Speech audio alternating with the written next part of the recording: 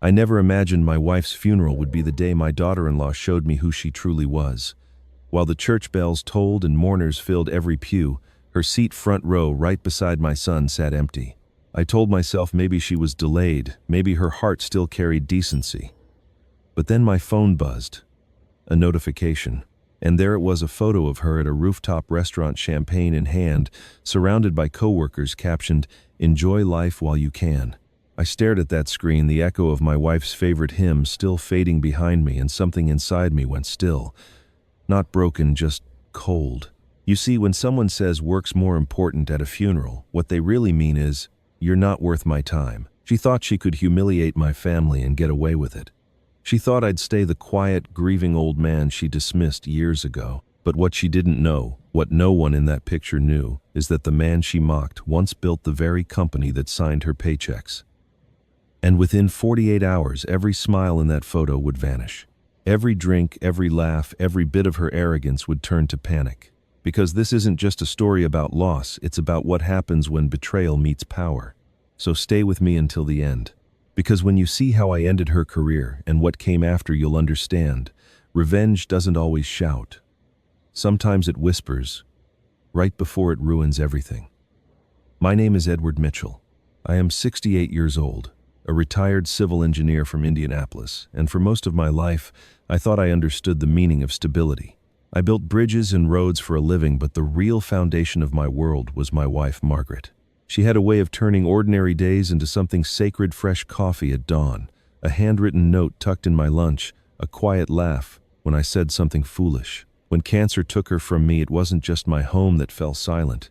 It was every hallway of my soul. The morning of her funeral was gray, the kind of muted light that makes even flowers look weary. I wore the navy suit Margaret always said made me look distinguished, though I felt anything but. The church smelled of lilies and rain-soaked coats. Old friends shuffled in whispering condolences that fell like pebbles into an endless well.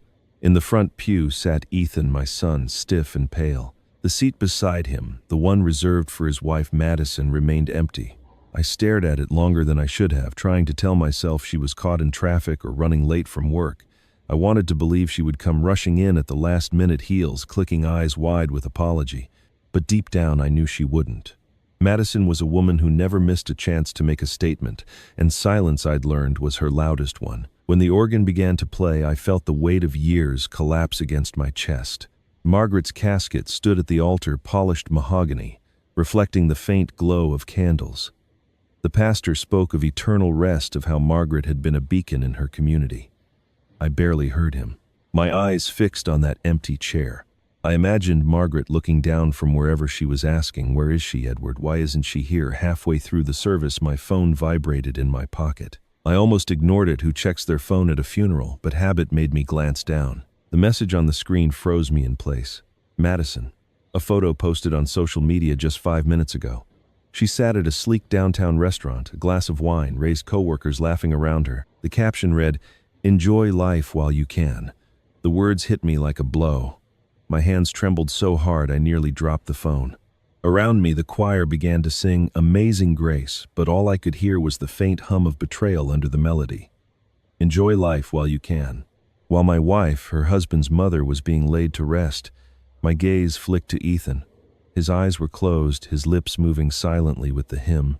Did he know? Did he defend her? He'd always tried to smooth things over, saying, "Dad, Madison just thinks differently. She's ambitious, not heartless." But ambition was no excuse for cruelty. I remembered a conversation just a week before Margaret passed. Madison had stood by the hospital window, phone in hand, typing furiously while Margaret slept. "You're still working?" I'd asked. She didn't look up. Deadlines don't stop for anyone. The memory left a sour taste. Now, as I stared at her smiling face on that screen, I felt something cold settle in my chest. Not rage, not grief, but a clarity sharper than either. Ethan turned to me, whispering, "Dad, you okay?" I slid the phone back into my pocket. "Just fine," I murmured. My voice surprised me, steady, almost calm. But inside, a slow current began to move. After the service, people lined up to offer condolences. I nodded, thanked them, heard words like devoted husband and a good man. They didn't know that at that moment goodness felt like a foolish costume. Outside, the rain had stopped, leaving puddles that mirrored the gray sky. I stood beside Margaret's grave as the last shovelful of earth fell. Ethan placed a rose on the mound, his hand trembling. Madison wanted to come, he said softly, as if reading from a prepared script. There was an emergency at work. A big client. I see, I replied. My voice came out thin, almost weightless. He looked relieved, mistaking my quiet for understanding. He didn't see the storm tightening behind it. On the drive home, the silence in the car pressed heavy. I caught Ethan glancing at his phone, probably messaging her, checking in. I wanted to ask him what she'd said about the funeral, whether she'd even mentioned Margaret's name. But I stayed silent. The truth had a way of finding people on its own, and when it came, it didn't need help from words. At home, I walked into our bedroom and sat on the edge of the bed. Margaret's scarf still hung on the chair, her perfume faint in the air. I stared at the folded quilt she'd made last winter, every stitch neat and careful. She'd always believed people could change, that kindness could soften even the hardest heart. Maybe she'd been right about most things, but not about Madison. I reached into my pocket, pulled out my phone, and opened the photo again. Madison's lipstick-red smile gleamed against crystal glass and candlelight. The caption below it glowed like a challenge. "Enjoy life while you can." I whispered to the empty room. "You're right, Madison. Life is short, but so is patience." I turned off the phone, the screen fading to black, and in that darkness I made a silent vow. I would not shout. I would not threaten. I would simply wait, plan, and act when the time was right. The woman who had humiliated my wife's memory would learn that some funerals end more than one chapter of life, they begin another. "Enjoy it while you can, Madison," I murmured, staring at Margaret's photo on the nightstand. "Your countdown starts now." That night sleep wouldn't come.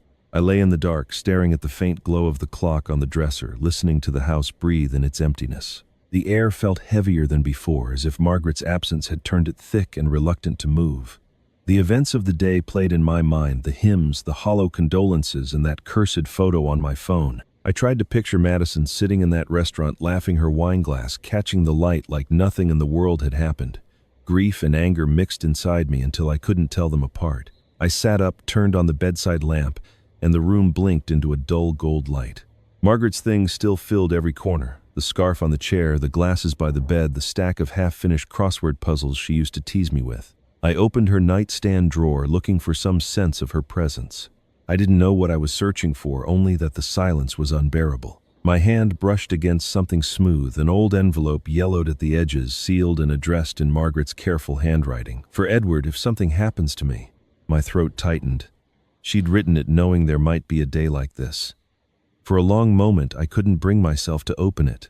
My fingers shook, not from fear of what it might say, but from the weight of hearing her voice again, even if only through ink.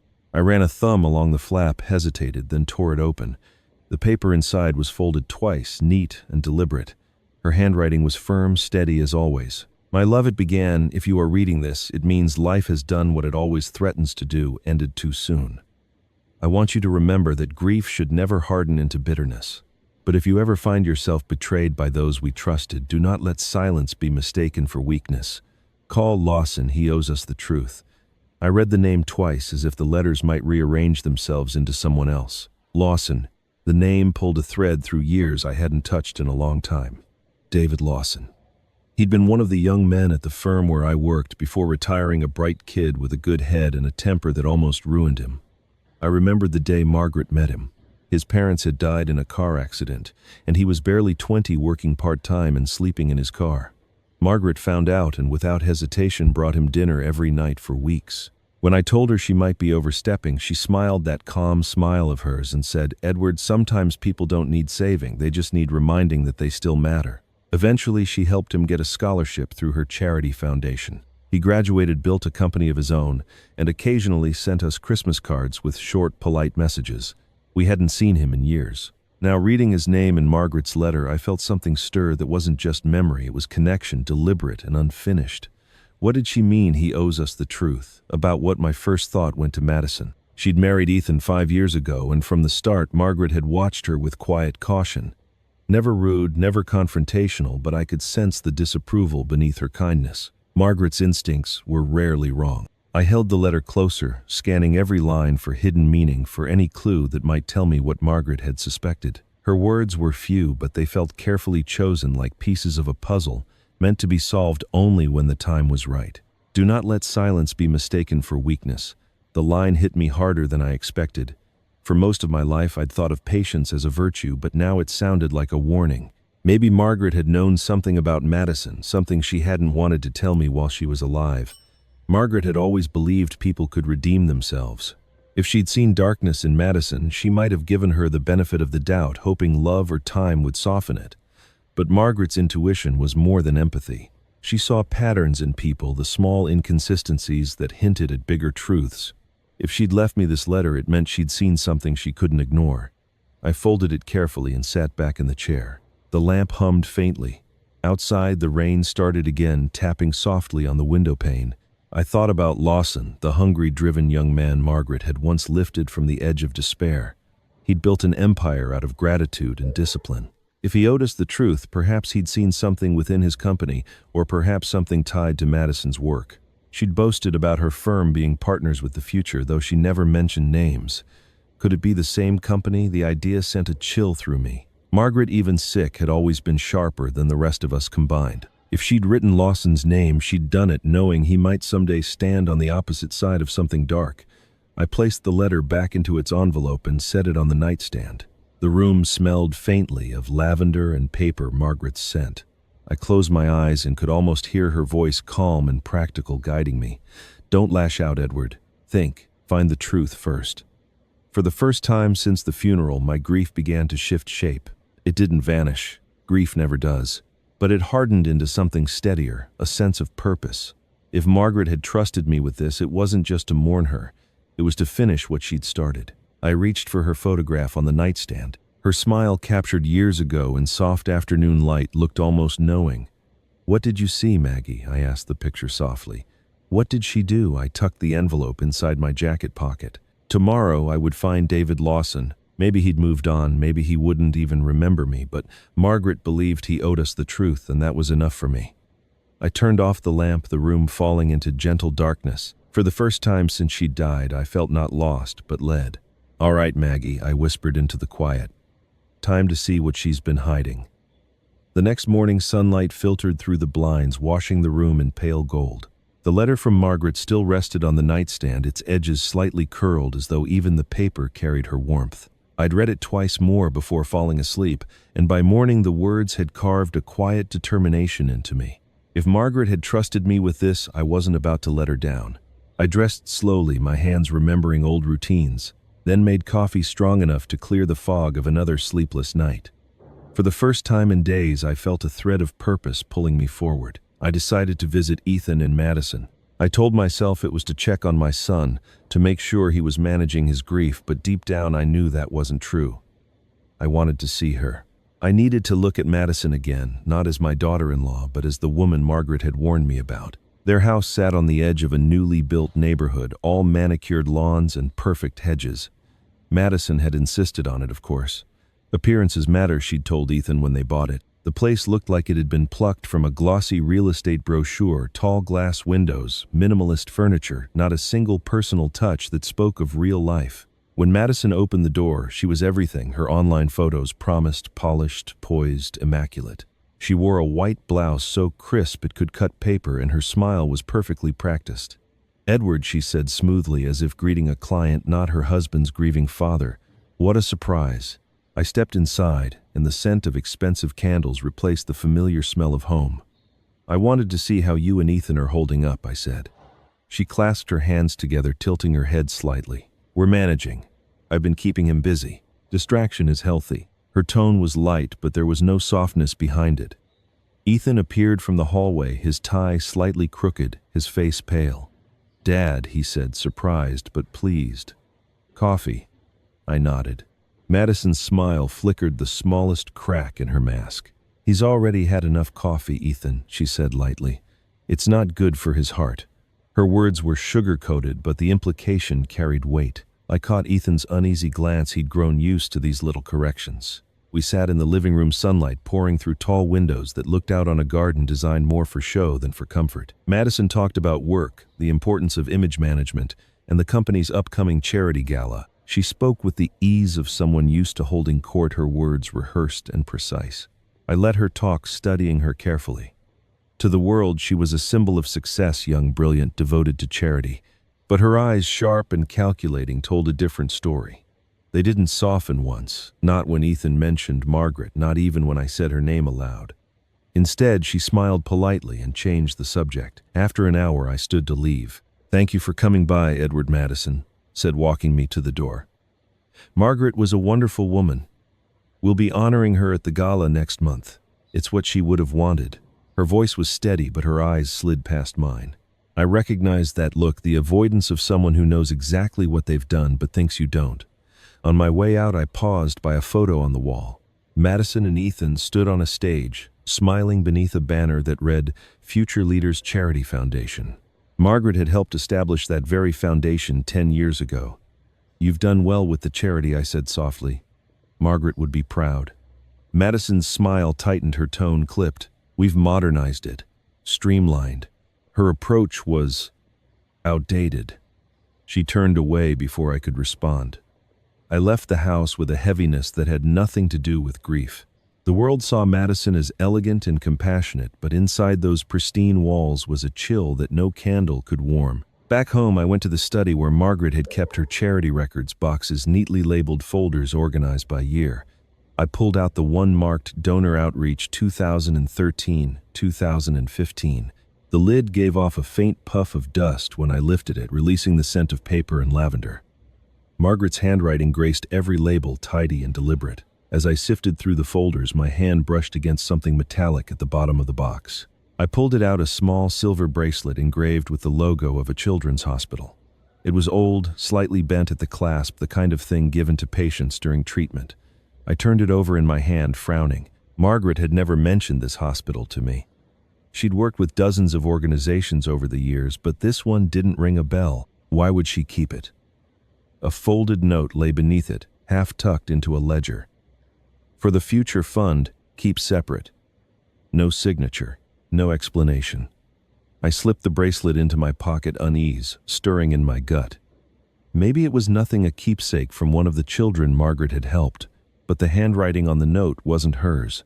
It was neat, rigid, and coldly precise, the same kind of writing I'd seen on Madison's reports and emails. My pulse quickened. If Margaret had discovered something irregular, something worth hiding, perhaps it connected to Madison's work, to the very company she claimed to represent so proudly.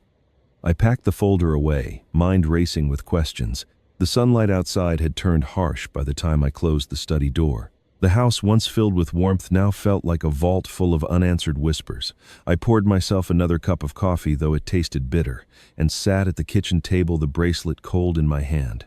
I thought of Margaret's words in the letter, "Do not let silence be mistaken for weakness." She had known. She'd seen the mask long before I did. And now I could feel it cracking. The phone rang, slicing through the quiet. I almost didn't answer. It was the old landline one only a few people had the number for. When I picked it up, the line hissed faintly before a woman's voice came through, low and urgent. "Mr. Mitchell," she said, "I worked with Madison. You need to know what she's done." The woman's voice on the line trembled slightly, the way a person sounds when fear is mixed with guilt. "My name is Claire," she said. "I worked under Madison at Haverstone Analytics. I shouldn't be calling you, but you need to know she's not who you think she is." I gripped the receiver tighter. "What do you mean?" There was a pause, a faint hum of traffic in the background, then her words came out in a rush. "She's been falsifying reports. Real client data, she changes it to look better. And she's been leaking contracts to outside partners for kickbacks." I stayed quiet, letting her fill the silence. "I tried to report it internally," Claire continued, "but Madison shut it down. She said if I wanted to keep my job, I'd keep my mouth shut." My chest tightened. "Why call me?" She hesitated. "Because Margaret Mitchell's name still carries weight. Madison used her charity's reputation to secure donations for a partnership project last year. I thought your family should know what she's done with it." I looked at the box of Margaret's charity files still open on the table, the silver hospital bracelet, glinting faintly in the morning light. "Do you have proof?" I asked. Claire's voice steadied. "I do. I saved everything, emails, financial statements, even voice memos. I'll send copies, but not from my work account. I can't afford to lose my job." I gave her my private email address, scribbled it on a notepad, and hung up with a promise to look for her message. 10 minutes later, my computer chimed. The subject line read, "For your eyes only." Inside were several attachments labeled Q3, Reports, MG Client List, and one audio file titled Meeting Room 725, MP3. My fingers hovered over the mouse, reluctant and trembling. I opened the first document, a spreadsheet of quarterly performance figures. Each page was clean, professional, perfectly formatted, but when I compared two sheets side by side, the inconsistencies jumped out like bruises. Revenue streams had been duplicated, expense lines erased. In one column, Madison's initials appeared beside false numbers that inflated profits by hundreds of thousands. Claire hadn't been exaggerating. The next file contained scanned contracts. The signature blocks had been edited, signatures flattened into the page as though pasted from another document. My stomach turned when I saw a company logo stamped at the top of each page, Lawson Technologies. For a moment, the air left my lungs. Lawson, the name Margaret had written in her letter. If she betrays us, call Lawson, he owes us the truth. The realization struck like a physical blow. Margaret hadn't been vague. She'd known exactly where to look. All this time, the truth had been sitting inside the walls of Lawson's company, hidden behind Madison's carefully polished image. I played the audio file last. The voices were muffled but clear enough. A woman, Claire, by the sound of it, was explaining to Madison that a client wanted a revised forecast to reflect lower sales. Madison's reply was ice cold. "We'll make the numbers look right. No one checks the fine print." There was laughter in the room, short and mean. "What about Lawson?" Claire asked in the recording. Madison's tone sharpened. "He's too busy running an empire to care about the details. As long as I deliver results, he won't question the methods." The recording ended there, but the damage was done. I leaned back in my chair, staring at the glowing screen. My wife had seen this coming. Margaret, even while fighting for her life, had left me breadcrumbs to follow Lawson's name, the warning in her letter, the quiet urgency in her tone. She must have known Madison was involved with his firm, maybe even suspected the fraud. I imagined Margaret sitting at her desk months before she died, reading one of Madison's project summaries, noticing something that didn't fit, something that whispered dishonesty. And instead of confronting her directly, she'd written to me, trusting that someday I'd see it too. The thought hollowed me out and filled me with something heavier than rage, a sense of responsibility. Claire's email still sat open on the screen. At the bottom, she had typed one final line: "I'm sorry for your loss." Margaret was the only person who ever made Madison nervous. I exhaled slowly, my pulse steadying into a rhythm of clarity. For the first time since Margaret's funeral, I didn't feel powerless. I felt directed. I printed the documents, 3 sets, and filed them neatly into a folder. The company logo stared back at me, Lawson's name in silver against blue. It felt almost symbolic, like fate looping back to where Margaret's kindness had once begun. I remembered Lawson as a young man, awkward, brilliant, grateful. He'd spent one Thanksgiving at our table after Margaret found out he was eating alone in a dorm room. She'd given him a winter coat, said, "One day pass it forward." And he had. He'd built a company, paid scholarships, and lived by the principles she'd taught him, or so I'd thought. Now, I wasn't sure if he even knew what Madison had done in his name. If he didn't, he needed to. If he did, he owed me an explanation. The sun had shifted, cutting through the blinds and landing directly on Margaret's photo beside my desk. Her smile seemed to watch me, steady and knowing. "You left me a trail, Maggie," I whispered, "and I'm following it."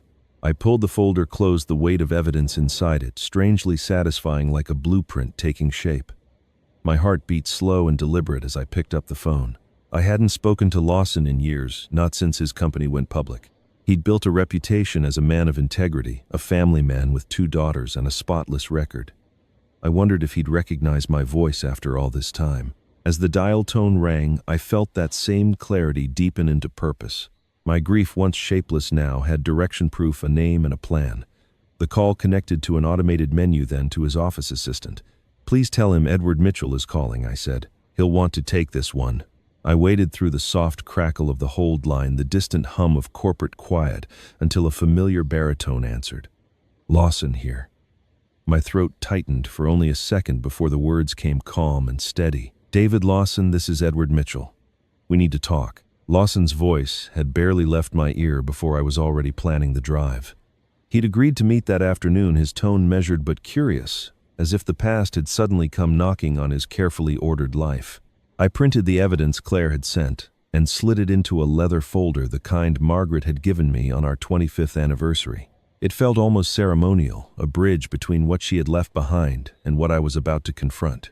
The drive to Lawson Technologies took less than an hour, but every minute of it felt weighted. The building rose from the horizon like a monument to modern ambition, steel glass, and quiet authority. The reception area gleamed all minimalist lines and polished marble, yet it felt sterile, soulless. The young receptionist smiled professionally. "Mr. Mitchell, Mr. Lawson is expecting you." I followed her through a corridor lined with photographs, Lawson shaking hands with governors, accepting awards, standing beside charity banners. Margaret's handwriting echoed in my mind. He owes us the truth. The door to his office stood open. Lawson looked up from his desk and broke into a grin that carried the same warmth I remembered from decades ago. "Mr. Mitchell," he said, rising to meet me. "It's been far too long." His hair was touched with gray now, but the energy in his eyes was unchanged. He shook my hand firmly. "You look good," he said. "You haven't changed a bit." "Time disagrees," I replied, managing a smile. "But thank you for seeing me on such short notice. For you and for Margaret always," he said, motioning for me to sit. At the mention of her name, his voice softened. I handed him the folder. "Before you look at this, David, there's something I need to ask. How well did you know my wife?" He studied me for a long moment, then opened a drawer and pulled out a small photo frame. Inside was a picture I hadn't seen in years, Margaret standing beside a young Lawson at his college graduation, both of them smiling, her hand on his shoulder like a proud parent. My chest tightened. "I was 19, he said quietly.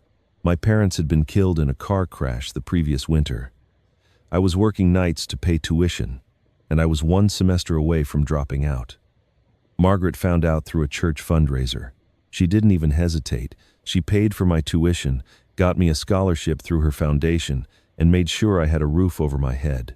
He set the frame down gently. "She wasn't just generous. She saved me, Mr. Mitchell. She was the mother I'd lost." The words landed softly but deep. For a moment, the office blurred. I saw Margaret again bustling around our kitchen talking about the students she was helping, her eyes shining with quiet joy. She had never told me the full story of Lawson, perhaps because she didn't do good deeds for recognition. She did them because she couldn't help herself. I swallowed the lump in my throat.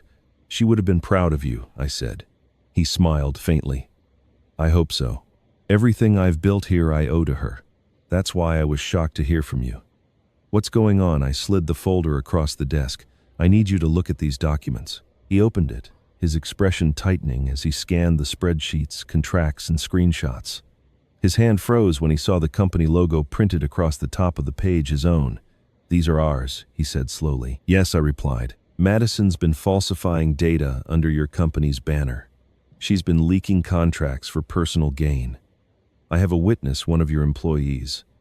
My wife suspected something before she died. That's why she told me to find you." He looked up sharply. "She knew. I think she saw enough to worry," I said. "She mentioned your name in a letter. Said you owed us the truth." Lawson leaned back in his chair, the leather creaking softly. "She was right," he murmured. "I do." For a while he said nothing, just stared at the papers as if trying to piece together how his own company had been used. "She always told me," he said finally, "that success means nothing if you don't guard it with integrity. Somewhere along the way, maybe I got too focused on growth, on reputation. I trusted too easily." I shook my head. "You trusted the way she did. The difference is, she left me the warning. You get to act on it." He gave a small, rueful laugh. "She never stopped teaching me, did she?" "No," I said softly. "She didn't." He opened the folder again, his professional focus snapping into place.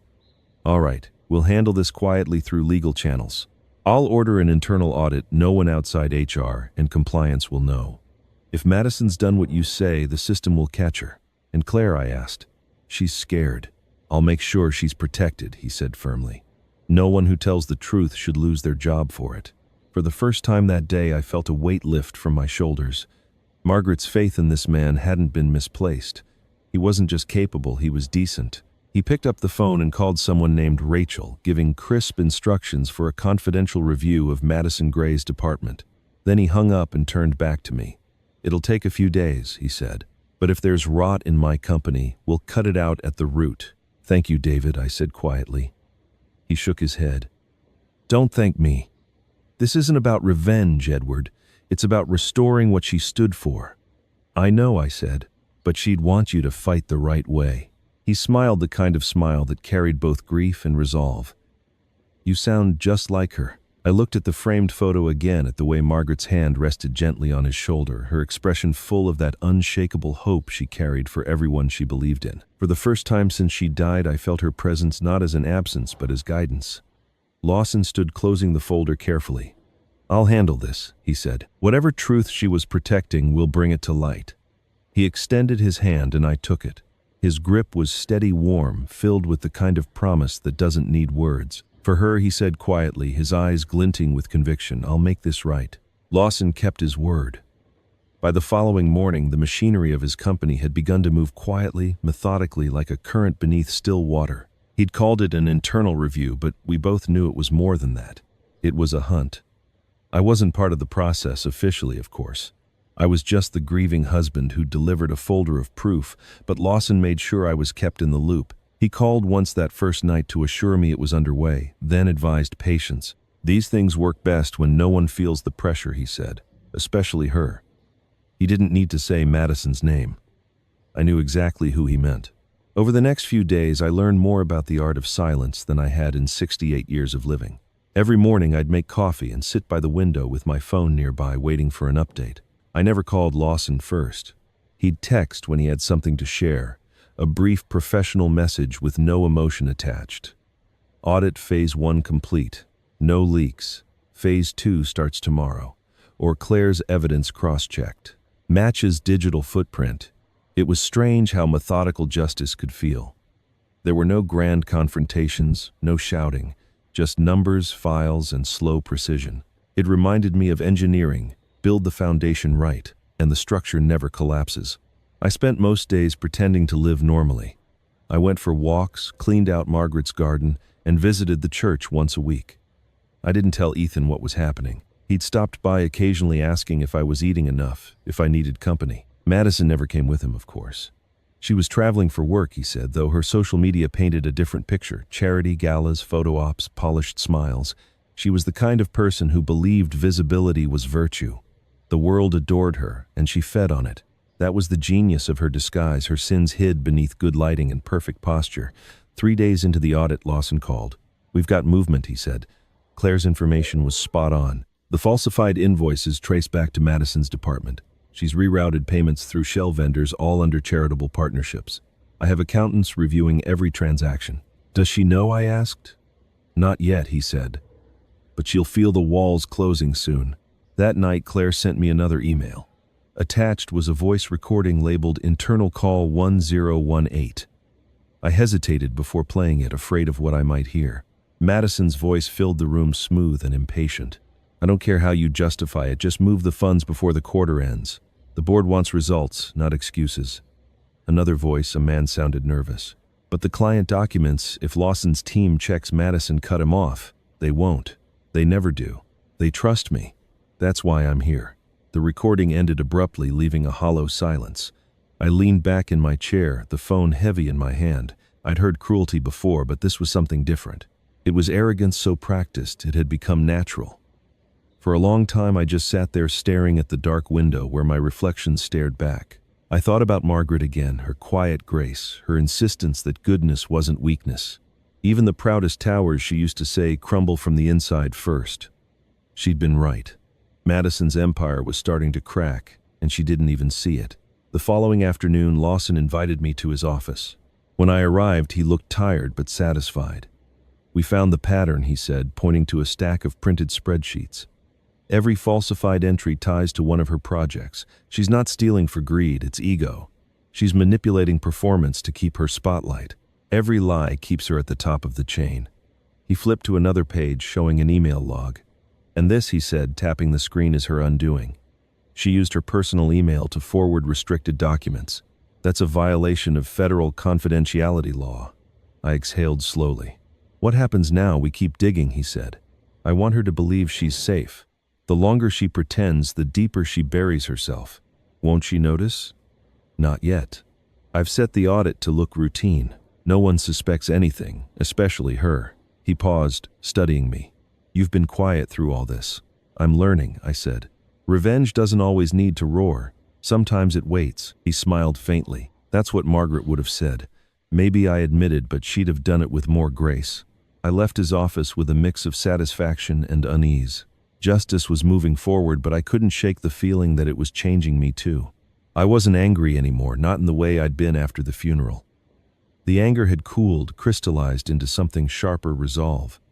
I was no longer the man blindsided by grief. I was the architect of consequence. The nights grew quieter after that. I stopped checking Madison's posts, stopped wondering what she was doing. The truth had its own momentum now, and I didn't need to chase it. I simply watched. Every few days, Lawson sent updates short and precise. Audit extended. Compliance in review. HR notified to prepare documentation. Then one evening, as the sun set behind the line of maple trees outside my window, my phone buzzed again. The message was brief, just 4 words that made my pulse steady into calm certainty. Let her hang herself. I stared at it for a long time, the words glowing against the dark screen. Revenge didn't need noise or spectacle. It needed patience, and patience, I realized, was something I had in abundance. The text from Lawson stayed on my phone like a whisper I couldn't unhear. Let her hang herself. I didn't respond. I didn't need to. The plan was already unfolding, and all that was left was to watch her pride pull the rope tighter. 2 days later, Ethan called, his voice bright but forced. Dad, Madison's hosting a dinner Saturday night, he said. She wants the family there. It's a celebration. She's getting a promotion. Promotion. The word tasted bitter. That's fast, I said. Didn't she just take that new position last quarter? She's good at what she does, he said quickly, though. The hesitation in his voice betrayed him. Anyway, she really wants you to come. I almost declined. The thought of sitting at her table pretending to toast her success felt like betrayal to Margaret's memory. But something in me, the part that had learned patience from Lawson, told me to go. Pride reveals itself best in public. When I arrived at their house that Saturday, I noticed how much effort Madison had poured into the performance. Every light glowed just right, every glass sparkled. The dining table looked like a magazine spread, white roses, gold flatware candles flickering against crystal.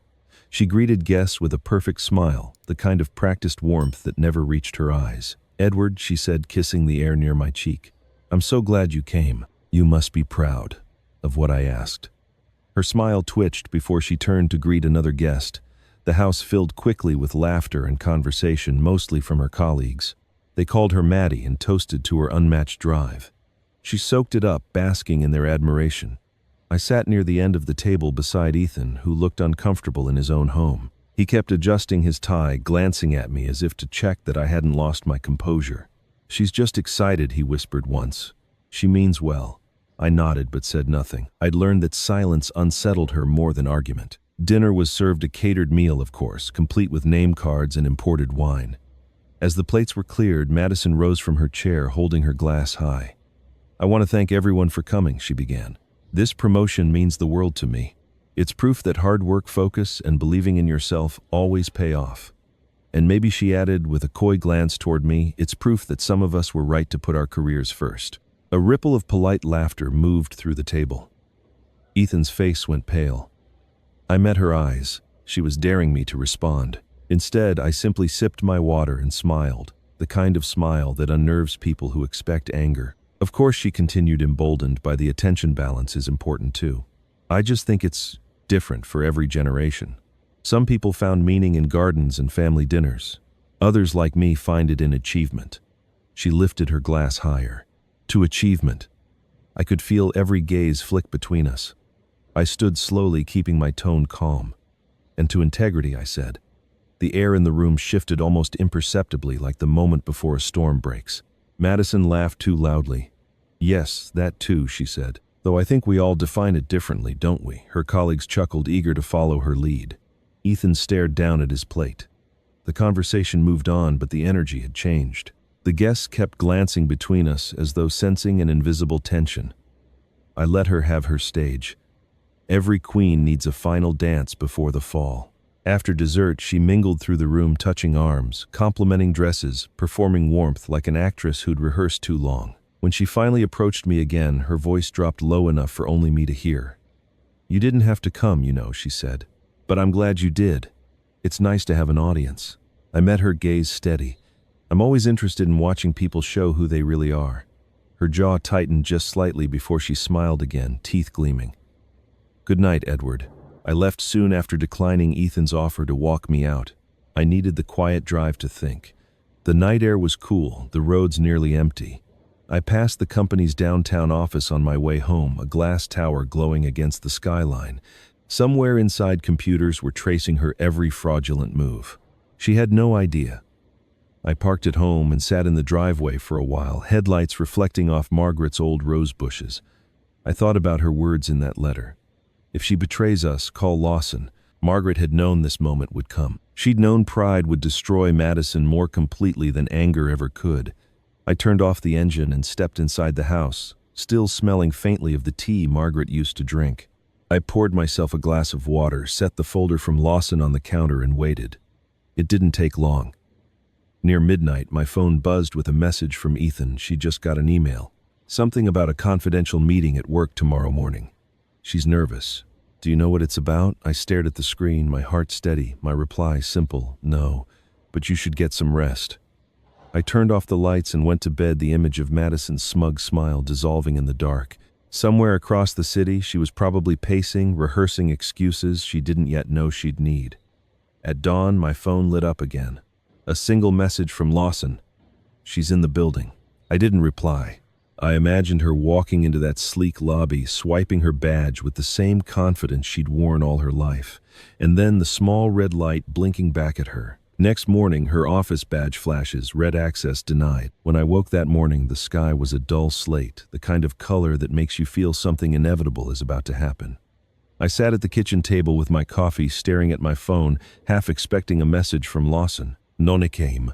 Silence wasn't new, but that day it felt heavier, stretched tight like the pause before thunder.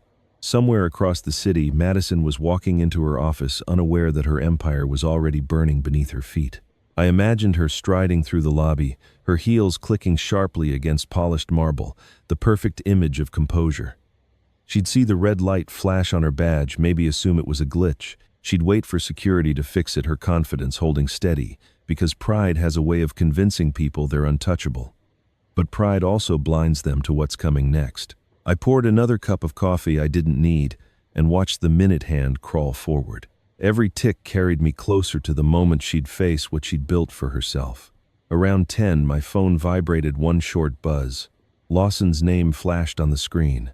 The message read, "It's starting." I set the cup down and leaned back, closing my eyes.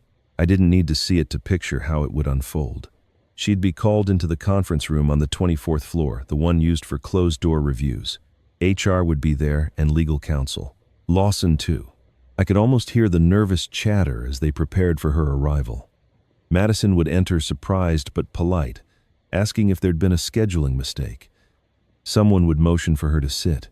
They'd begin with formalities, compliance issues, internal reviews before opening the folder. Her name printed across the top in bold black ink. Employee Conduct M. Gray. The tone would shift. Questions would turn sharp. She'd ask to speak privately. No one would leave. Lawson would open the laptop and the first file would play. The audio clip, her own voice cool and dismissive. "I don't care how you justify it, just move the funds before the quarter ends. The second they trust me, that's why I'm here." Then the final nail, the one that tied it all together, the recording Claire had saved from months earlier, Madison's voice dripping with disdain. "Work's more important than funerals." I could almost see the moment the words echoed through the room, the recognition dawning on her face. HR wouldn't know the context, but Lawson would. He'd look at her, that calm disappointment cutting deeper than any anger. She'd try to recover, to laugh it off. "That's not what I meant." But Lawson wouldn't move. He'd just turn the screen toward her, showing the falsified invoices, the altered signatures, the emails sent from her personal account. "These aren't mistakes," he'd say. "They're choices." She'd fold her arms, her confidence cracking, insisting it was all a misunderstanding, that someone was framing her. She'd demand to know who supplied the files, threaten to call her lawyer. But Lawson, steady and restrained, would let her words spill out until they exhausted themselves. Then he'd lean forward and say the words Margaret once told him, the words that now belonged to justice. "Ambition without empathy destroys." That would be the end of it. Security would arrive discreet and professional. She'd be escorted out of the conference room, down the corridor where colleagues pretended to be busy. Every step would echo through that pristine office like a funeral march for her pride. Her reflection would follow her in the glass walls, still beautiful, still polished but hollow now, the mirror image of what she'd pretended to be. Outside, she'd stand on the curb for a long moment, clutching her purse, trying to make sense of how her world had shifted in the span of an hour. She might call Ethan first. He wouldn't answer, maybe already aware something had gone wrong. She'd scroll through her contacts, searching for someone willing to believe her version of the story, but no one would pick up. In a city that feeds on success, failure isolates faster than disease. I didn't need to witness any of it. Some punishments are better imagined than seen. I spent most of that morning walking through Margaret's garden, pruning roses that had survived the last frost. The repetition steadied me. Each snip of the shears felt like cutting away a dead piece of something that no longer belonged. Margaret had always tended to her plants that way. Careful, deliberate, believing growth only came after pruning. Justice, I realized, wasn't so different. It wasn't rage or noise. It was the quiet removal of rot. By afternoon, the sun had burned through the clouds. The phone stayed silent, and I didn't mind. I didn't crave updates or confirmation. The truth had momentum now, and it didn't need my push. Around 6, the phone buzzed again. A single message. Lawson, it's done. Check tomorrow's news. I stared at the screen for a long time, the words sinking in. Outside, the wind moved gently through the roses, carrying a faint scent of soil and rain. I thought of Margaret, of how she'd believed people could change, even the ones who hurt her. Maybe she'd have forgiven Madison. But forgiveness didn't erase consequences. It only made them honest. I slipped the phone into my pocket and whispered to the quiet yard, "You were right, Maggie. Sometimes silence is the loudest justice." The next morning I woke to a sound I hadn't heard in years, my phone buzzing nonstop. For a moment I thought something was wrong, but when I picked it up, the world was already shouting the news. Every major outlet had the same headline, "Corporate star fired for fraud." Beneath it, Madison's face filled the screen, her perfect smile frozen beside words like embezzlement, fabricated reports, and executive misconduct. There was a short video clip from a reporter outside Lawson Technologies, and though the camera caught only a glimpse of her leaving the building, it was enough. Madison's once impeccable posture was gone. She kept her head down, sunglasses hiding her eyes as microphones crowded around her. "Miss Gray, any comment on the allegations?" someone shouted. She didn't answer. She just pushed through the doors, the sound of cameras snapping like applause after a cruel performance. I watched in silence, the coffee in my hand growing cold. This was what silence had built: slow, steady, unstoppable justice. But it didn't feel like victory. It felt like balance. Ethan called an hour later, his voice shaking. "Dad, what's happening? Her phone's blowing up. People are calling non-stop." "I know," I said quietly. "I've seen it." "Is it true?" The question hung there, heavy and helpless. "It's public now," I said. "The truth always finds air eventually." He said nothing for a long time. Then she says it's a setup, that Lawson's jealous, that someone planted everything. "Ethan," I said gently, "you've known your mother's instincts your whole life. Trust them now." He didn't respond. I could hear him breathing hard, trying to steady himself. "I have to go," he said finally. "She's not taking this well." When the call ended, I sat there for a while, the quiet pressing in again. I thought of Margaret, of how she would have handled this moment. She wouldn't have gloated. She'd have looked at the wreckage and seen not punishment but waste. Waste of potential, of grace given and thrown away. That afternoon, Lawson called. His tone was calm, almost weary. "It's over," he said. "She's been officially terminated. Legal's handling the rest. But there's something you need to see." He asked me to come to his office. When I arrived, he was standing by the window, a thick folder in his hands. "During the audit, we cleared out Madison's workspace," he said. "Most of what she had was personal photos, planner, trinkets, but this was in the back of her drawer." He handed me a small envelope, yellowed around the edges, sealed but never opened. My name wasn't on it. Instead, in Margaret's elegant handwriting, were the words, "For Madison." My breath caught. She wrote to her. Lawson nodded. 10 years ago, it seems. Before Madison even joined the company. The date matches the year she interned at your old firm. I turned the envelope over in my hands, afraid to open it, afraid of what I might find. "How did you get this?" I asked.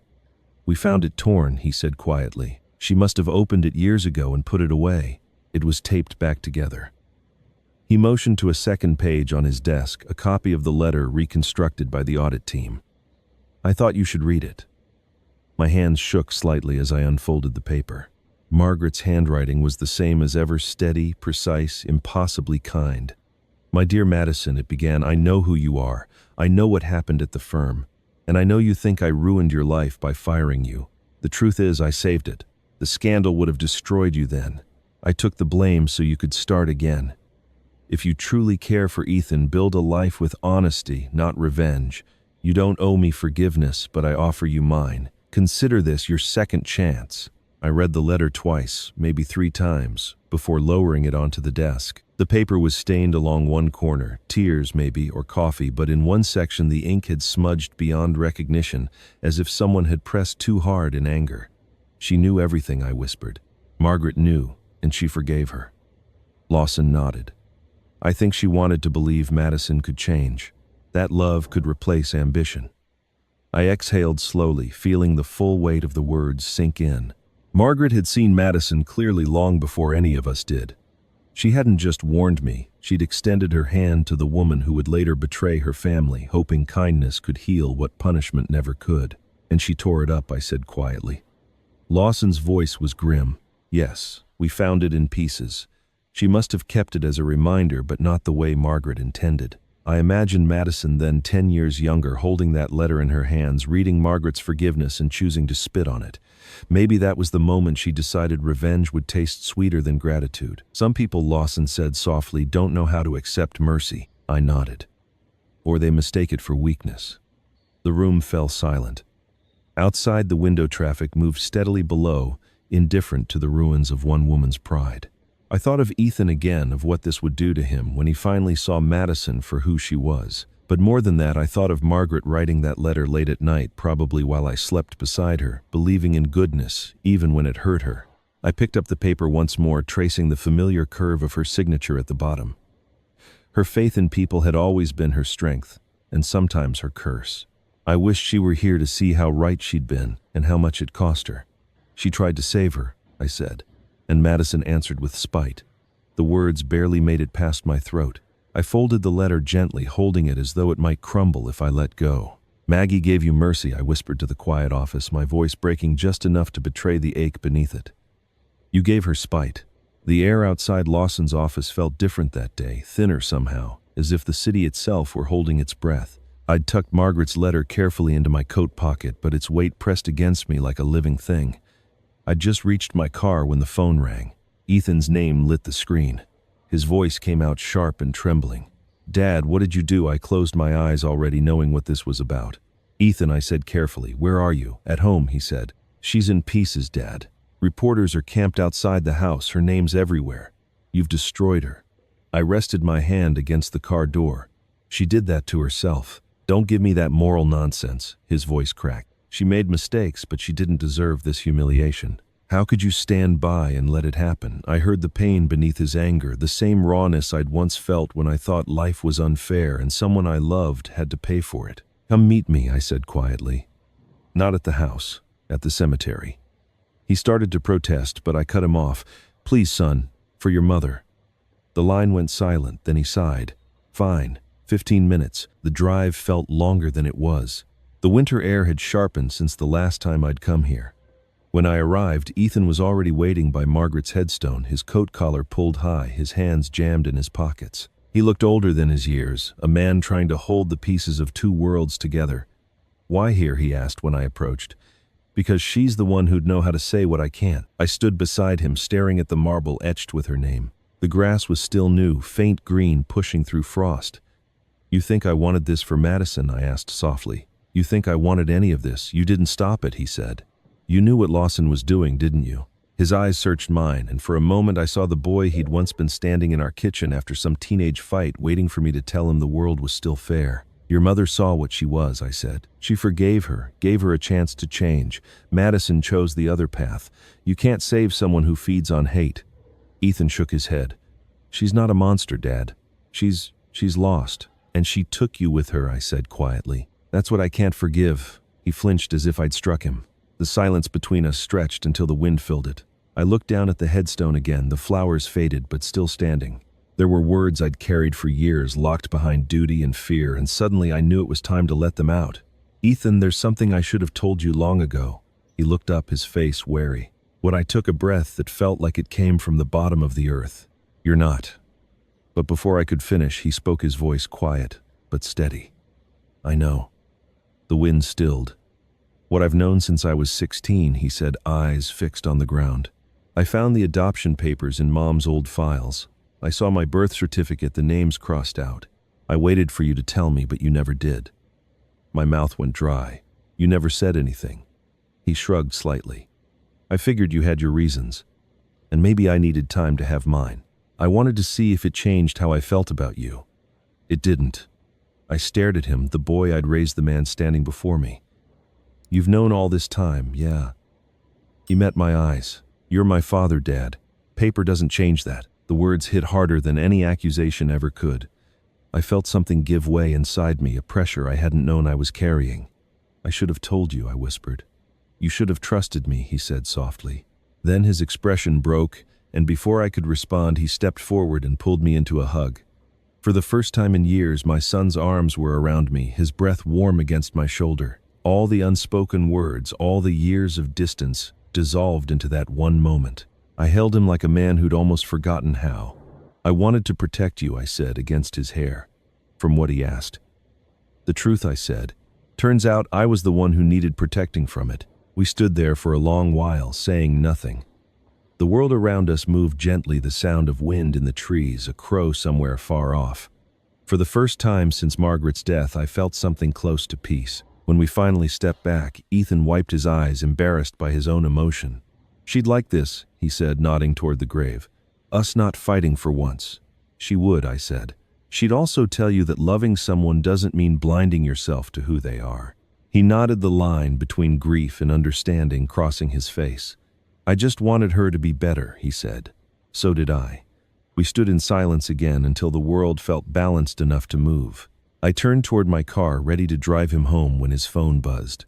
He glanced down at it absently, then froze. His color drained. "What is it?" I asked. He didn't answer at first, just handed me the phone. The screen glowed with a single message from an unknown number. "Your father knows everything." When I handed the phone back to Ethan, the words on the screen still burned in my mind. "Your father knows everything." Neither of us spoke on the drive home. He stared out the window, jaw tight, lost in thoughts I couldn't reach. I could see the storm gathering behind his eyes, the fear, the anger, the dread of what Madison might do next. When we pulled into his driveway, cameras were already parked outside. Reporters lingered on the sidewalk, their breath clouding in the cold. One of them recognized Ethan and called out, "Mr. Mitchell, any comment about your wife's accusations?" Ethan froze. "Accusations?" I asked. Before he could answer, a woman stepped forward, holding up her phone. On the screen was a social media post from Madison. Her photo was front and center, perfect makeup, solemn expression, the victim's performance already in motion. The caption read, "My husband and his father built a life on lies. The man who destroyed me isn't even his real father." The world should know what kind of hypocrite hides behind a funeral suit. I felt the air leave my lungs. Ethan's face drained of color as he read it. "She didn't," he whispered. But she had. Within minutes, the post spread across every platform, shared by gossip sites and business blogs alike. "Adopted heir," one headline read. "Family built on deception," another claimed. I watched Ethan scrolling through comments, people speculating, dissecting, judging. Strangers deciding what kind of son he was, what kind of father I had been. I wanted to tell him to put the phone down, but I knew the damage was already done. Madison hadn't just tried to destroy me. She'd tried to strip away his identity. "She wants attention," I said quietly. "Don't give her the satisfaction." "It's not that simple," he snapped. "She's telling the world I'm a fraud." His hands trembled. "All these years you kept it private, and now she's turned it into a headline. And what do you think will happen if you chase her anger with more anger?" I asked. "She wins twice." He looked at me, and for a moment I saw the child he'd been, the boy who used to cling to me when thunder shook the house. "I can't stay silent," he said. Then he walked past the reporters into the glare of their cameras, and I knew what he was about to do. Within an hour, he went live on his own social media account. I watched from home as thousands joined the stream. His face appeared on the screen, pale but composed. "You've seen the posts," he began. "You've read the headlines. So here's the truth." He paused, steadying himself. "Yes, I was adopted. My parents, Margaret and Edward Mitchell, chose me when I was 3 years old. They gave me a home, a name, and a life I could never have imagined. The man she calls a liar didn't just raise me, he made me who I am. He chose me, and that's what makes him my father. For a moment the feed went silent. Then the comment section exploded, not with ridicule but with support. Messages flooded in. That's love. That's family. Proud of you. I saw Ethan's shoulders relax slightly as the tide turned in his favor. But for Madison, the silence on her end became deafening. Her attempt to humiliate us had backfired in real time. By evening, networks replayed Ethan's video alongside clips of her earlier posts, painting her as cruel, unstable, desperate. Sympathy shifted. Interviews she'd scheduled were canceled. Invitations to speak at charity events vanished overnight. I received a call from Lawson that night. "You saw the broadcast?" he asked. "The kid handled it with grace." "He's stronger than he knows," I said. "Margaret would have been proud." "Madison's publicist just dropped her," he added. "She's burning through her contacts trying to find someone who'll believe her version." "I think we've reached the breaking point." I thanked him and hung up, then sat in the quiet living room staring at the photo of Margaret on the mantel. The fight had become something larger than revenge. It was now about dignity, about truth, rising without shouting. But Madison wasn't done. Pride like hers didn't die easily. That night, Ethan came by. He looked exhausted, hollow around the eyes, but calmer. "You saw the video," he said. "I did. I meant every word." "I know you did," I said, resting a hand on his shoulder. "I'm proud of you." "I just wish it didn't have to happen this way," he said. "I didn't want to expose it all. That was ours." "Sometimes the truth defends itself," I said. He nodded slowly, then smiled for the first time in days. "You think she'll stop now?" I wanted to say yes, but something in my gut told me otherwise. "People like Madison don't stop until there's nothing left to break," I said. "But she's running out of pieces." Later that night after he left, I sat alone with Margaret's letter on the table beside me. I thought about how she'd seen all this long before it happened, how she'd trusted that compassion could mend even the cruelest heart. Maybe she'd been right to hope, but hope, like pride, has its limits. My phone buzzed. A new message appeared from an unknown number. No greeting, no signature. Just a single line that froze me where I sat. "If I fall, I'll drag him with me." Lawson called the next morning, his voice low, and measured the way a man sounds when he's carrying something too heavy to say outright. "Edward," he said, "I think I found something you need to see. It's about Margaret and Madison. You should come by." I didn't ask for details. By then I'd learned that truth rarely survives being told twice. I drove in silence. Through the gray light of morning, the roads half empty, the radio off. The city looked washed out, drained of its usual noise. When I reached Lawson's office, his assistant ushered me in without a word. Lawson stood by his desk, a thin folder open before him. He looked older than he had the last time we spoke, tired but steady. "You were right," he said when I entered. "Margaret saw everything long before we did." He gestured to the folder. "This came from the archives of your old firm. It was sealed under her authority. It's about Madison." I sat down, every muscle in my chest tightening. Lawson slid the folder toward me. Inside was a document stamped with the firm's letterhead and dated 15 years earlier.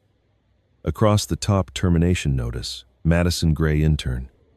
My wife's signature appeared neatly at the bottom. Reason: verified plagiarism. Breach of ethics. For a moment I couldn't breathe.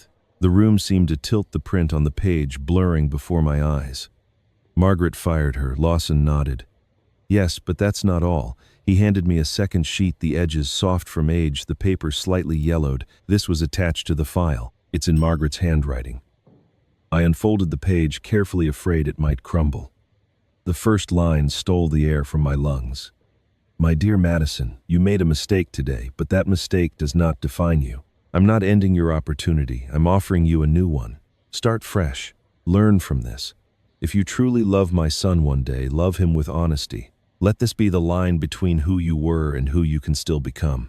My eyes traced the loops and curves of her handwriting, each letter deliberate, each word chosen with the same grace she'd lived by. She hadn't just fired Madison. She had forgiven her. She had protected her reputation, sparing her from public disgrace.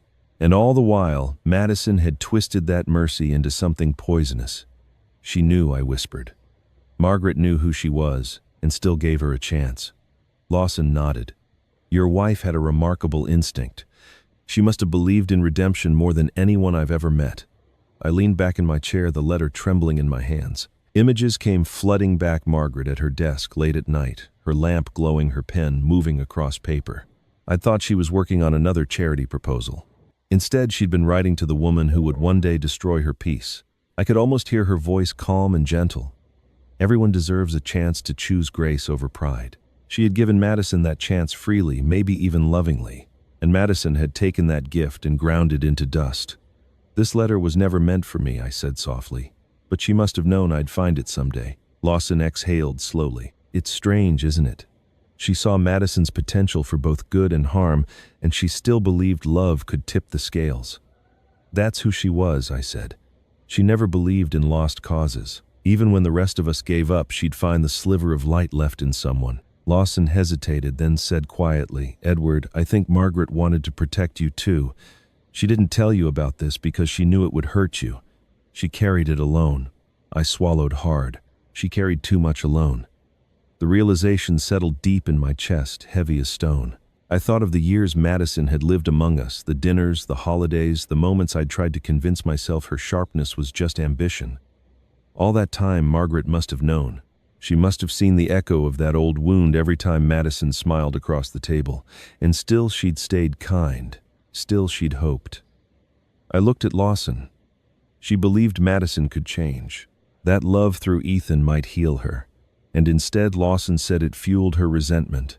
Because forgiveness without humility feels like judgment to people like her, I said quietly. Margaret's grace must have felt like an accusation she couldn't escape. We sat in silence for a while, the hum of the office fading into the background. I reread the letter, the paper soft beneath my fingertips. It was more than forgiveness. It was faith, blind and pure, the kind that makes saints out of ordinary people.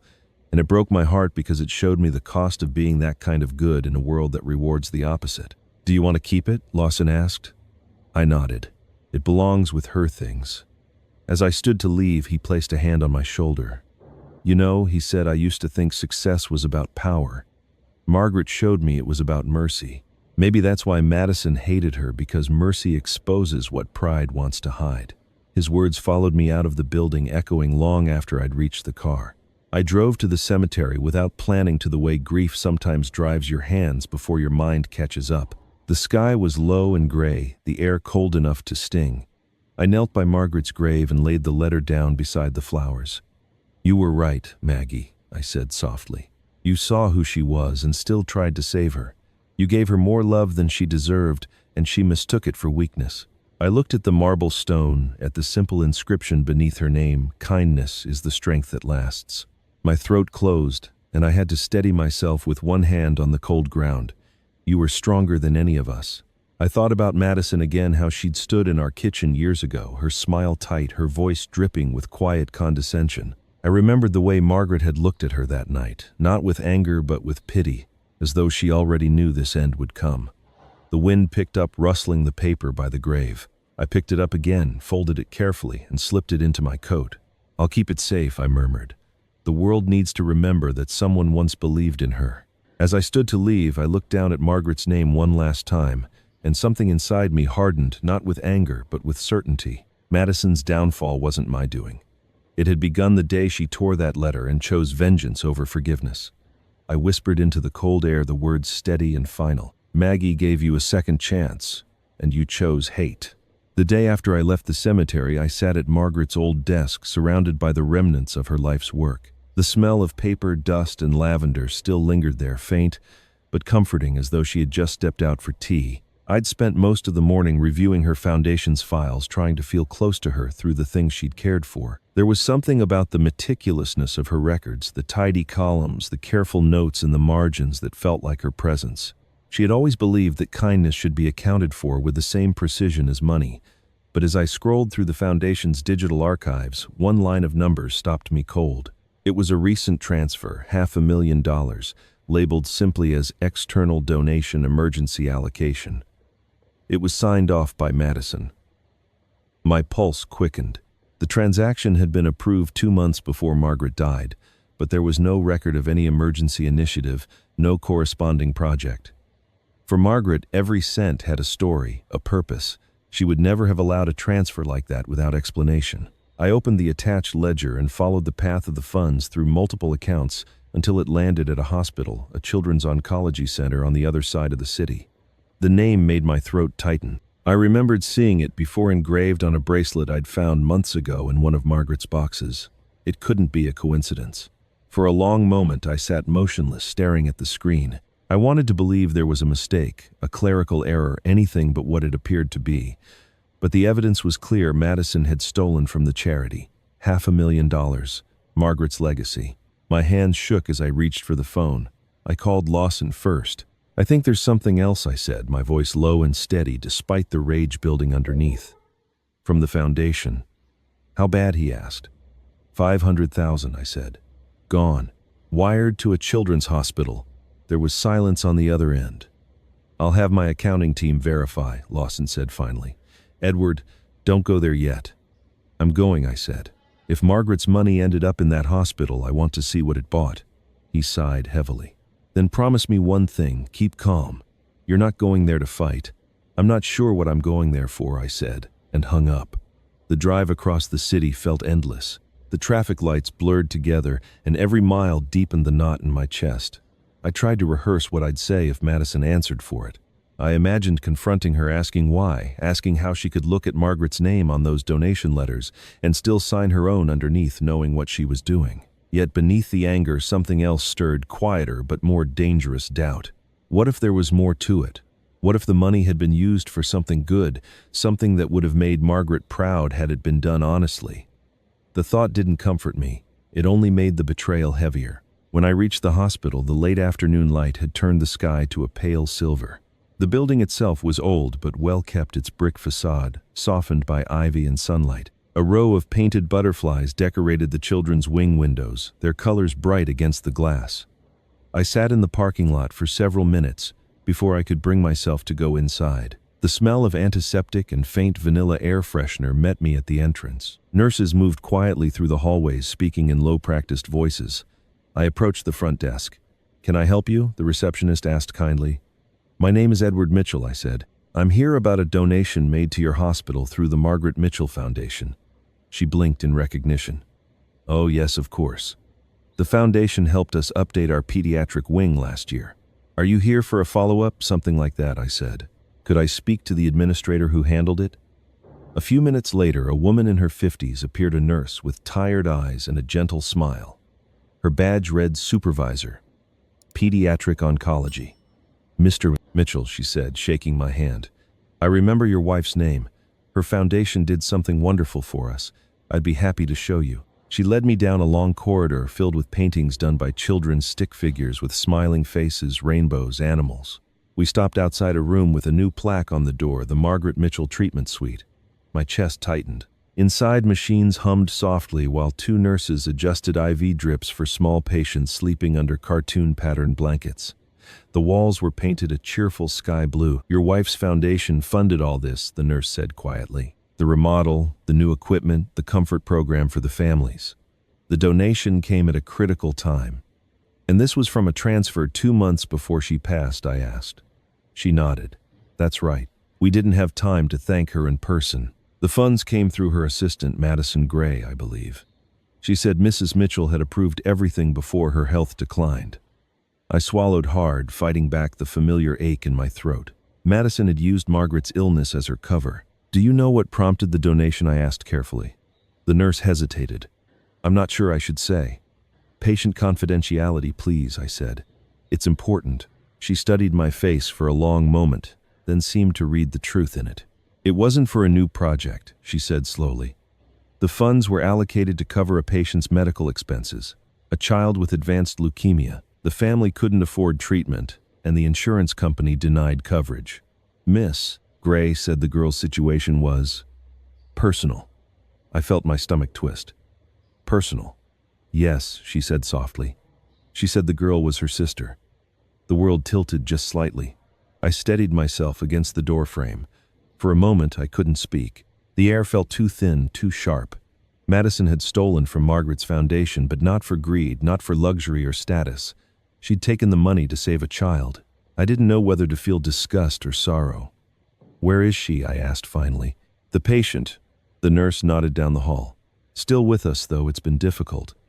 Would you like to see her? I hesitated, the words caught somewhere between my heart and throat. Not yet, I managed. My voice was rough, unsteady. Please just tell me one thing. She looked up, eyes full of quiet understanding. Of course. Did Madison ever tell you why she didn't ask for help? Why she didn't come to us? The nurse shook her head gently. All she said, she whispered, was that she couldn't let anyone know. Pride can make people do desperate things. I closed my eyes.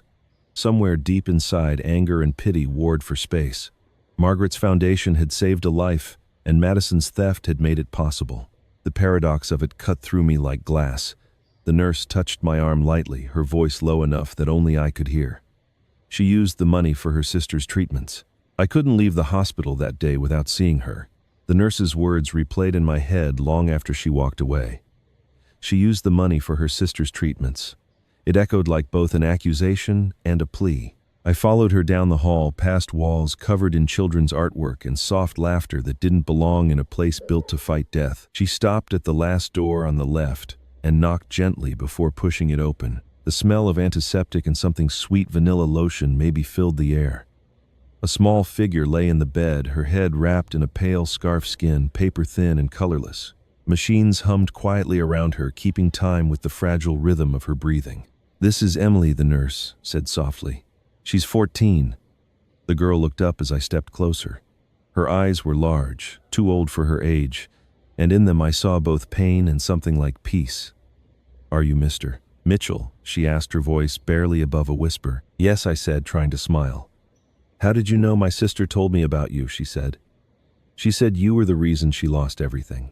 The words landed gently but without hesitation, like she was reciting something she'd rehearsed. I stood there unsure whether to defend myself or let the silence carry the truth. Did she tell you why she lost it? I asked carefully. Emily's gaze dropped to the blanket. She said people were cruel to her, that no one understood. Her voice wavered. But I think maybe she didn't tell me everything. I felt my chest tighten. Your sister loves you, I said. She did what she thought she had to. She's not a bad person, Emily said quietly. She just gets angry. She says it's because people took things from her that should have been hers. There was no resentment in her tone, only confusion, the kind that comes from growing up too fast. I pulled up a chair beside the bed. Your treatments, I said softly. How are they going? Better, she said. The doctors say I might get to go home soon. They said someone paid off the bills. She smiled faintly. Was that you? I hesitated, then nodded. Yes, it was. Her hand tightened around the blanket. Why, you hate my sister? I don't hate her, I said. I can't. I just can't look at what she did and pretend it didn't hurt people who loved her. But you're not part of that. You're just a child who deserves a chance. Her lips trembled, and for a moment I thought she might cry, but instead she whispered, thank you. I reached out and brushed a strand of hair from her forehead. You don't need to thank me, I said. Just get better. That'll be enough. When I left the hospital, the sky had gone dark. The air carried the smell of rain, thick and heavy. I sat in the car for a long time, staring through the windshield at nothing. Margaret would have done the same, paid the bills, offered grace without needing to be seen. I wanted to believe that my gesture honored her memory, but it didn't feel like mercy. It felt like surrender. The next morning, my phone rang just as I was pouring coffee. It was Lawson. His voice was low. Edward, you might want to sit down. I did. They found her car, he said. Madison's. I swallowed hard. Where? Riverside Bridge. Engine still warm. Person side. No sign of her. Suicide, I asked. The police won't say yet. They're searching the river. I rubbed a hand across my face, trying to make sense of it. If she's gone, it's not justice. It's escape. Maybe, he said. But you did everything by the book. She made her choices. I hung up without answering. The rest of the day passed like a fog. Reporters called. Messages flooded my phone. Some asked for comment, others for closure, as if grief were a thing you could schedule. I didn't respond to any of them. That night I went into Margaret's study for the first time in months. The air was still thick with her presence, the faint perfume she used, the stacks of letters she'd never thrown away, the old oak desk that had carried both her laughter and her burdens. I opened the drawers one by one, organizing the mess that life leaves behind. That was when I found it. A small black phone, her old one, the kind she'd used before she got sick. The screen was dark, but not dead. I plugged it into a charger and waited. When it finally powered on, the date glowed faintly nearly a year before her death. There were dozens of voice memos, most short reminders, grocery lists, notes for her foundation. But one stood out. It was longer, almost an hour, recorded in a hospital file labeled simply Room 12B. My stomach tightened. I pressed play. The sound of a monitor beeped faintly in the background, followed by Margaret's voice, tired but kind. "Madison, sit down, please." There was a pause, then Madison's voice sharper, impatient. "I don't have time for this. I'm here for Emily's appointment." "And I'm glad you are," Margaret said gently. "But we need to talk. The doctors called me. You had no right to talk to them. You listed me as the emergency contact," Margaret replied softly. "That means I have a responsibility."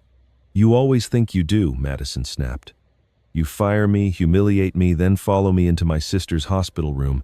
What do you want from me?" "Forgiveness, no," Margaret said quietly. "I want you to stop hurting yourself and the people who love you." The silence that followed was thick. I could hear the faint buzz of a fluorescent light, the rustle of fabric as someone shifted in a chair. Then Madison's voice, low and bitter. "You ruined me." "I saved you," Margaret said. "You just never understood how." "Save me," Madison laughed, sharp and cold. "You took everything from me. You made sure I'd never be anything more than Ethan's charity case. You could have built your own life," Margaret said, her tone fading but still steady.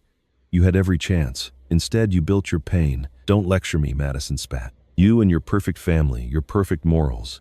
You think you can stand there with your saintly smile and fix everything, but you're the reason I am what I am." "Then change it," Margaret said softly. "Prove me wrong. You think I care what you believe. I think you care more than you admit," Margaret replied. "Otherwise, you wouldn't be here." The recording went silent again for several seconds. Then I heard a sound I hadn't expected, a soft sob. Margaret's. When she spoke again, her voice trembled with exhaustion. "Madison," she whispered, "I know you're angry, but please, don't take it out on Ethan. He sees the best in you. Don't teach him to doubt goodness." Madison's voice returned quieter now, but colder than before. "You still think I can be good? I hope so," Margaret said. "For Emily's sake. For Ethan's." There was a long pause, then the scrape of a chair, the shuffle of footsteps toward the door. Madison's next words came like a blade across the heart. "You'll die thinking you were right about me." Margaret's tired voice followed her, soft, almost a prayer. "Don't hurt Ethan." The recording ended there, the silence louder than any sound that came before it. I sat in the dark, the phone still warm in my hand, and realized that even at the end, Margaret had tried to save her. And Madison's final promise wasn't redemption, it was prophecy. "Don't hurt Ethan." Madison's reply, "You'll die thinking you were right." I sat in the dark for a long time after the recording ended, the glow of Margaret's old phone still faint against my palm. I had listened to it twice, once to hear the words, and again to feel them. There was no mistaking the venom in Madison's tone or the quiet strength in Margaret's final plea. The recording wasn't just proof of cruelty. It was the story of two women standing on opposite sides of grace. Margaret, who believed in second chances, Madison, who weaponized them. I didn't sleep that night. I kept hearing the echo of Margaret's voice, "Don't hurt Ethan," and wondering if somewhere in the shadows Madison had already done just that. Weeks passed before the police found her. They never found a body, only traces of a car near the river, a passport hidden in a locker, and eventually bank transfers linking her to an accomplice. It turned out she hadn't fallen from that bridge at all. She had fled briefly. Pride never dies quietly. When they finally arrested her in another state 3 months later, it wasn't for embezzlement or theft. It was for conspiracy, falsifying charity funds, and wire fraud. The news broke early in the morning, the same way it had months before when her firing had become a headline. This time, though, there were no defenders, no sympathetic articles painting her as misunderstood.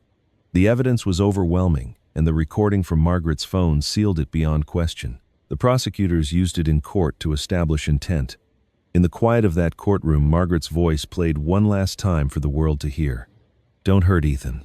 Then Madison's reply, chilling in its calmness, "You'll die thinking you were right." The room had gone still. Reporters said even the judge paused, shaken by the weight of it. Madison didn't look up. She sat motionless, eyes fixed on the table, her hands folded as though trying to hold herself together. She didn't cry. She didn't apologize. Her accomplice, a former accountant from the firm, testified that Madison had planned everything meticulously, using charity accounts to launder small amounts through legitimate donations. She'd hidden behind Margaret's illness, approving transfers under the guise of emergency allocations. And when she realized the investigation was closing in, she'd faked her disappearance to manipulate public sympathy. The truth was uglier than I'd expected, and somehow sadder too. Watching the footage on the evening news, I felt no triumph, just fatigue. When the verdict came guilty on all counts, I didn't attend the sentencing. Ethan did. He said she looked older, hollowed out by the weight of her choices. She didn't look angry anymore, he told me later. Just empty. I nodded. Pride leaves nothing behind when it's done. In the months that followed, life began to settle into something resembling calm. The phone stopped ringing. The reporters moved on to newer scandals. But I couldn't shake the question Margaret had lived by, whether grace was still possible, even for those who'd thrown it away. I thought of Emily often. She recovered enough to go home, her treatment successful thanks to the same stolen money that had nearly ruined us all. I visited her once more before she left the hospital. She smiled when she saw me, her hair just beginning to grow back. "My sister's in jail," she said quietly. "They told me." I nodded. "She made some bad choices, Emily. But that doesn't mean you have to carry them." "Do you hate her?" she asked. The question hung between us, fragile as glass. "No," I said. "I don't hate her. I think she hated herself long before any of this happened." "Will you forgive her?" I hesitated, then smiled faintly. "Maybe forgiveness isn't something you decide all at once. Maybe it's something you practice every day until it stops hurting." She nodded slowly, then whispered, "That's what my sister said about you, that you'd never stop trying to fix broken things." When I left her room, I realized Margaret would have said the same thing. She always believed forgiveness wasn't weakness. It was the only real form of strength. 2 months later, I stood at the same podium Margaret once used during her charity events. The auditorium smelled faintly of lilies, the way it had on the day of her funeral. A new banner hung behind me, the Second Chances Foundation. I'd thought long about the name. It wasn't about Madison or even Margaret. It was about what they both represented, the collision between grace and pride, and the space left behind when one refuses the other. Ethan stood beside me, calm and steady. When I looked at him, I saw traces of both his mothers, one by birth, one by heart. He had Margaret's quiet resilience, and Madison's fire, tempered now by wisdom that had come too early. "You sure you're ready for this?" he asked. "She'd be proud," I said. "Of both of us." The crowd was smaller than in the old days, mostly friends, old donors, and a few new faces. Lawson sat in the front row, his expression unreadable, but his eyes kind. When I stepped to the microphone, the murmur quieted. "Many of you knew my wife," I began. "Margaret believed in building people up when the world gave them reasons to give up. She believed in the kind of second chances that can change a person's life, or save it. I didn't always understand that. I used to think justice meant balanced punishment for wrongs done. But Margaret taught me something harder. Justice without mercy is just vengeance wearing a suit." A few people nodded. I continued, "This foundation is not about forgetting what happened. It's about finishing what she started. About proving that second chances don't belong only to those who earn them, but to those who are willing to use them." I looked at Ethan, who gave me a small nod. "This time we'll run it together," I said. "As equals." When the applause came, it was quiet but genuine, the kind that doesn't need volume to carry weight. Afterward, Ethan and I stood near the exit, greeting donors and volunteers. Lawson approached last. "She'd be proud," he said. "And you, well, you did it without losing yourself." "I almost did," I admitted. But she pulled me back. "Even gone, she still leads the way." He smiled, then handed me a folder. "From the district attorney," he said. "They closed the case officially today. Margaret's name is cleared in full. The letter she wrote to Madison was entered into record. They said it moved the jury more than the evidence did." I took the folder, feeling the weight of it settle in my hands like final punctuation on a story too long in the telling. "Thank you, Lawson," I said, "for everything." He nodded and walked away. Ethan and I lingered after everyone left. The building was quiet, the hum of the lights, the only sound. "Do you think she'd forgive Madison?" he asked suddenly.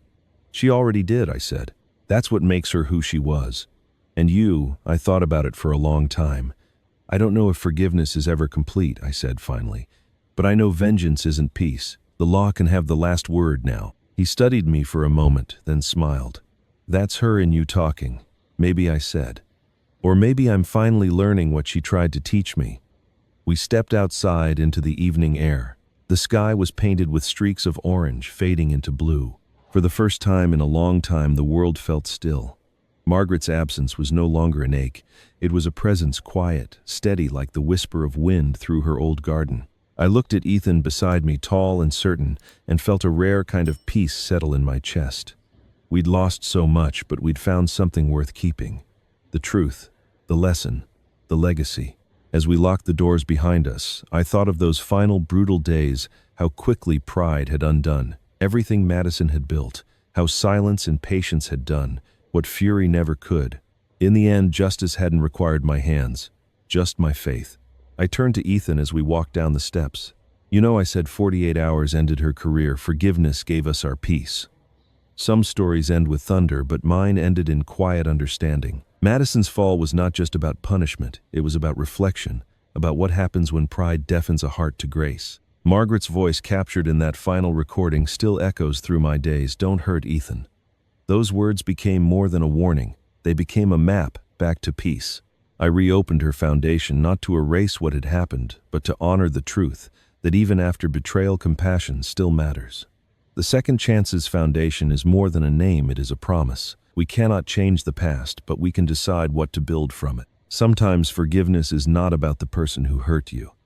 It is about freeing yourself from the weight of anger that keeps you chained to their shadow. Margaret understood that long before I did. If her story and mine have shown you anything, let it be this peace is not found in vengeance. It is found in the courage to begin again. Thank you for staying until the end of this journey. I would love to know what part of this story spoke to you most. Did you agree with Edward's choice to forgive, or would you have sought justice differently?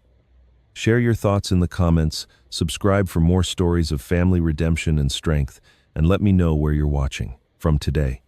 Your voice helps these stories live on.